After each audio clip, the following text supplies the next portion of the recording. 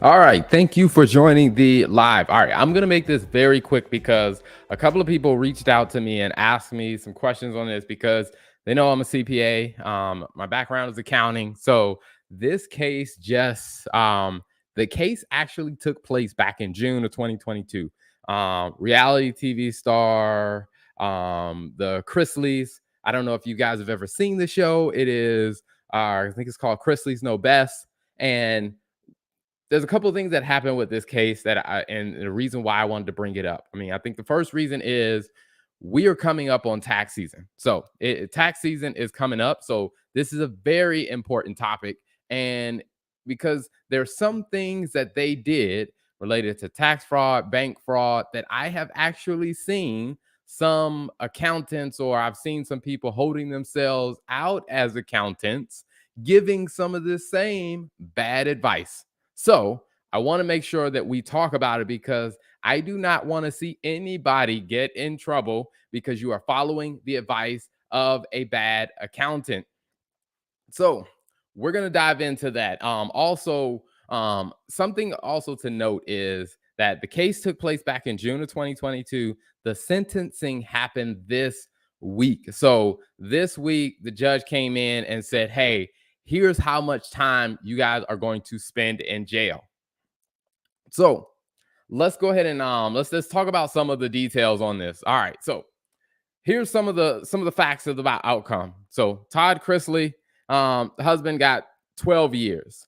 Julie Chrisley, she got 7 years, and Peter, who is their accountant, got 3 years in a prison sentence, and there will likely be financial restitution that will need to be paid. Now, this will come out at a later date, but that is likely going to happen. Now, here's the story behind what happened. So now, this is something that spanned probably over a decade of time, where what the Chrisleys were doing was they were actually falsifying financial information, they were falsifying bank statements, and they were going to banks to actually take out loans that they probably would not have qualified for.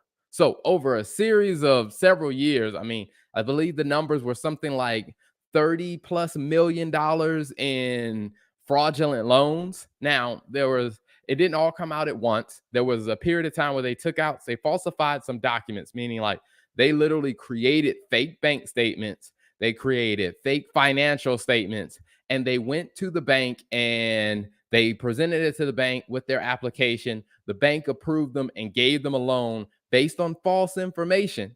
And then they went out and they spent the money on luxury goods. They spent the money on real estate. They spent the money traveling. And then when it was time to actually pay those loans, they seems like they did the same thing. They created more false documents, and then they went and they took out another loan with more false documents to pay off the first loan. So this snowball of bad ideas happening. Um, Now, when it comes down to the tax side, what happened on the tax side was that the Todd Chrisley owed some back taxes. And instead of paying those taxes, what he did once they started the reality TV show is they started making money from the reality TV show. And instead of just paying his taxes or reporting the income from the reality TV show, they use a strategy called a loan out company. Now, there are different celebrities and different high net worth individuals who use this tax strategy, or I don't know if I would call it a tax strategy. They use this strategy where they create a company, and what ends up happening is let's say the actor in this case, makes themselves an employee of the company. The company then loans this actor or actress out to work on projects, and then the production company pays the loan out company. Now, what this allows some of them to do is to take advantage of some tax savings, meaning that they don't have to pay the full amount of taxes on this. Well, the problem with their case is they tried this strategy. And when you look at the details of how they use this strategy, it was just absolutely fraudulent. And this is the part where I start to say, why I'm even talking about this is because For them to do fraudulent activities like this, they had to have their accountant involved. Like their accountant had to be involved. And this isn't a situation where, they were these masterminds that probably, and coerced their accountant into it. I mean, at some point, the accountant had to be helping them say, hey, we can do this, we can do this, we can do this, because to create a loan out company, it is a complex kind of legal and tax strategy, which means the average person probably doesn't know how to create it. Um, so in this case, what I will definitely say is I strongly, strongly, strongly encourage everyone who has a business, even if you don't have a business, is to stop doing business with shady tax professionals. Now, I know that some people may be saying, like, Terrell, you're being a little harsh. But at the end of the day, one of the things you have to recognize is that when it comes down to your tax return, the IRS holds you responsible for what goes into your tax return. Because there are a lot of people that I know that may go to a tax preparer. The tax preparer prepares the tax return. They have no idea what the tax preparer did. They sign it, they send it in. Now, if there are some, very obvious errors or crimes being committed with your tax return at the behest of someone who's shady in what they're doing, like the IRS is going to come after you too. Like the IRS is not going to just say, oh, well, it's okay. You didn't know, but you still signed the tax return. This is why I tell people is you do not want to do business with shady accountants or shady tax professionals.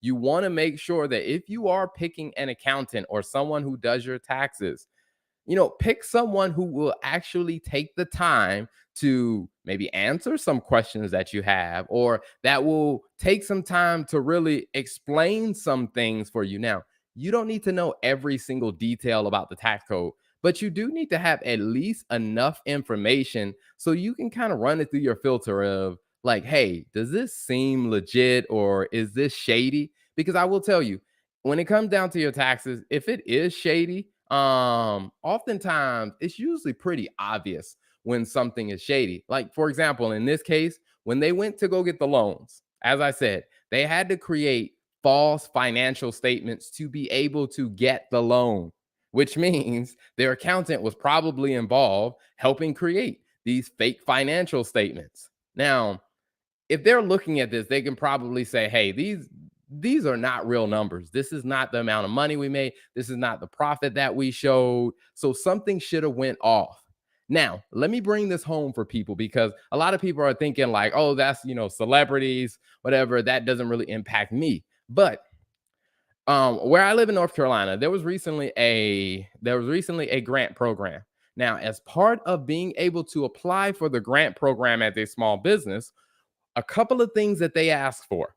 The grant program asks you to submit your financial statements and they ask you to submit bank statements. Now, there are a ton of people that I know, and especially even we saw a similar thing when it came down to the PPP loans, where you had to submit financial statements and you had to submit bank statements. Well, if you have not been actually diligently keeping up with your accounting, or you haven't been working with a bookkeeper who's been keeping up with it, but the deadline is tomorrow. Like the deadline is tomorrow to get it in so you can apply for this grant.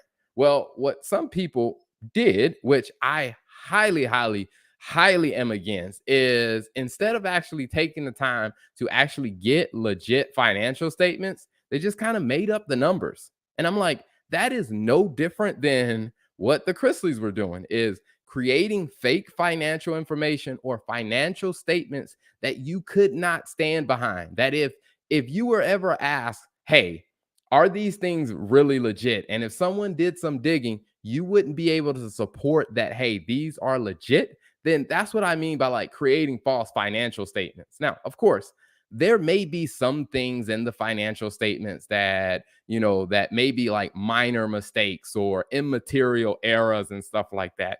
But I'm talking about like when you don't have the information and you just create something because you just didn't keep up with it throughout the year, or maybe because it's tax season and it's time for you to file your tax return. And what I often see from some people is when it's time to file their tax return and they haven't been keeping up with their accounting throughout the year, what they end up doing is taking a shortcut and just say, hey, well, we're just going to make these numbers work and stuff. And I'm just like, okay, all right, that is no different than what got the Chrisleys in trouble. Now, of course, it may be a different magnitude, but if you are committing tax fraud or you are committing bank fraud, I'm telling you, that is not a position you want to be in, because once that comes out, even if it is on a much smaller level than what the Chrisleys did, even if it is on a smaller level, I mean, if that stuff ever comes out, it could definitely impact your reputation as a business. It could impact you personally. There could be penalties involved to where you may not go to prison, but you do have to pay the money back. Plus, you have to pay penalties. So one of the things that I'm strongly advising people is, hey, it's November. It's what, the week of Thanksgiving. I know tax season is coming up. Do not wait till the very last minute to try to get your financial records together so you can file your tax return, because that is where I see most people getting into issues of tax fraud, is when they wait to the last minute and they just start making up numbers. And then it's just like, okay, guys, you are going to get yourself in trouble. Now, I know some people may be thinking like, okay, all right, Terrell, you are harping on this way too much. They're celebrities. I'm not. Like, how often does this really happen? So let me show you. This is let me just show you something real quick. I was looking this up and I was talking with someone and I was like, you know what, this is probably a bigger problem than you realize, because I went on to the IRS's criminal investigations page. And if you go into the IRS's criminal investigations page and you just look at the month of November, just the month of November, and you start scrolling down this list, as you can see, every day, the 18th, the 17th, the 16th, the 15th, these are cases where people are being found guilty of something related to, like, for example, this one, convicted of a tax crime. You know, this one, federal court for tax evasion. This one, indirect for embezzlement. Like, there's a long list of people that are constantly getting in trouble for shady stuff that they are doing when it comes down to money and when it comes down to taxes. And guess what? This list is just the list for November. Now, if we go to October, I would say the list got so long that they didn't put it all on one page. But you can just click in October and you can see there's another long list of all these people who have been convicted or have been caught of doing something shady. So I'm telling you that it does not pay to cut corners, especially when it comes down to taxes. Because if you are doing something that is shady when it comes down to taxes, when it comes down to, how you're managing your business finances, that could come back to severely hurt you. So one of the things that I would say is a big piece of advice I would give a lot of people is, don't do business with shady people. So one of the things that I was doing a class recently, and one of the things that I shared with some people is, we were doing because this, we're getting into tax season, and I really do not want to see people fall for some of these shady tactics. One, I usually do a course a couple of times a year called the Stay Out of Jail Plan. And in that course, one of the things that I talk about, and a lot of times I'll do it live, I'll talk about how it is, the most common mistakes that people make. I also talk about the difference between a mistake and what is considered to be a crime, because there is a difference between making a simple mistake and committing a crime. And then I also talk about, like, who gets blamed. Like, let's say, for example, you hired an accountant and they make a mistake. I also talk about that in the course. Now, usually this course is $700, but because it's tax season, and I have definitely been seeing more videos on YouTube. I've been seeing videos on different social media platforms where people have been given some shady tax advice. And I've been seeing more people get in trouble because they've been doing business with an accountant that does not have their best interest in mind. So if you use the code no tax fraud, you can actually get this workshop or this course that I did, you'll get it for $197. So I would definitely say check that out. Like I said, if you're interested in figuring out and understanding, like, hey, here's the stay out of jail plan. Here's what you need to know as a business owner. We're not going to go into the details of trying to make you an accountant, but giving you just enough information that you need to make sure that you are not falling for these horrible, bad tax strategies. Also, one of the things that I'll say is another one that people are really struggling with is trying to get financing in their bank. I mean, trying to get financing from their bank. And that was another issue that happened with the Chrisleys is they were creating false documents because they were trying to get the bank to give them a loan. Here's another course that I did about how to legally get a bank to give you a loan. And I talked through things like the banker's business model and how that works. And I also talk about what the bank really cares about, what the bank doesn't care about. And this was after talking to several different bankers, and one of them pulled him to the side. We had a conversation. He was telling me, he's like, you know what? Most of the business owners who come into my bank and ask me for a loan are trying to show me all of this information, these details, these documents that I just don't care about. There's a few things that I actually care about that will make me say yes or no to giving that business a loan. So in this course, I talk through that. Now, normally I do this course in this workshop for $500, but for if you use the bank loan discount code, you'll be able to get this course for $99. And the reason why I'm doing this is because, like I said, when you see different cases like this come out, where you see people that probably should have known better, and they were working with an accountant who definitely should have known better. When you see that, what it tells me is there are a lot of people who are being led the wrong direction, or a lot of people who are being led astray by accountants who are giving bad advice. And so what these courses will do is they will help give you the framework to understand enough of the basics so you can avoid falling into some of the bad advice that some of these accountants are giving. Because, as I said, at the end of the day, the IRS expects you to be accountable for what goes into your tax return. Now, unfortunately, like I said, for the Chrisleys, Todd is going to spend Todd has been sentenced to 12 years in jail. Julie got 7 years, and their accountant got 3 years. I don't know the details of why the accountant only got 3 years, but whatever the case is, my biggest advice to you is do not get caught up following the shady advice of an accountant who does not have your best interests.